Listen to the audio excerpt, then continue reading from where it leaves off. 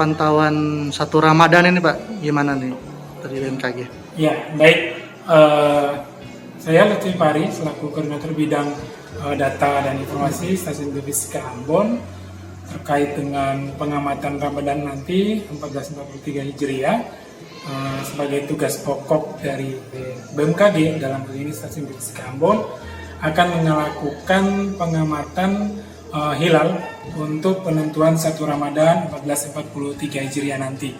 Terkait pengamatan tersebut, kami bersama dengan Kementerian Agama Provinsi Maluku akan melakukan pengamatan di Tanjung Nusa Niue, tepatnya pada tanggal 1 April 2022 nanti, mulai pukul 15.00 WIT atau jam 3 sore sampai jam 19.30 waktu Indonesia Timur. Demikian. Cuma satu titik Pak ya, di Tanjung Nusa Niue itu Pak ya? Betul, untuk di Maluku kita titik pengamatannya sebenarnya ada 2 Pak, di Ambon dan di Samulaki.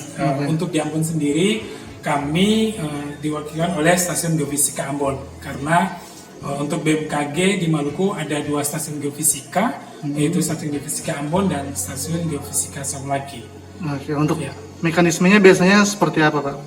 Iya, untuk proses pengamatan biasanya sebelum hari H kami melakukan survei dulu ke lokasi pengamatan yang jelas di bagian ufuk barat harus clear atau bersih dalam artian tidak terhalang oleh pulau.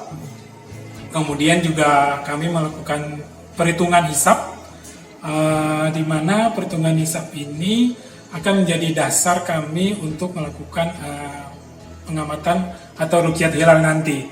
Nah, berdasarkan hisap dari kami, perhitungan kami bahwa pada tanggal 1 April 2022 nanti pada saat matahari terbenam, yaitu pada pukul 18.33 waktu Indonesia Timur, ketika matahari terbenam itu ketinggian hilal berada pada 1 derajat 28 menit 53 detik bujur. Demikian. Terima kasih sudah nonton. Jangan lupa like, subscribe, dan share ya.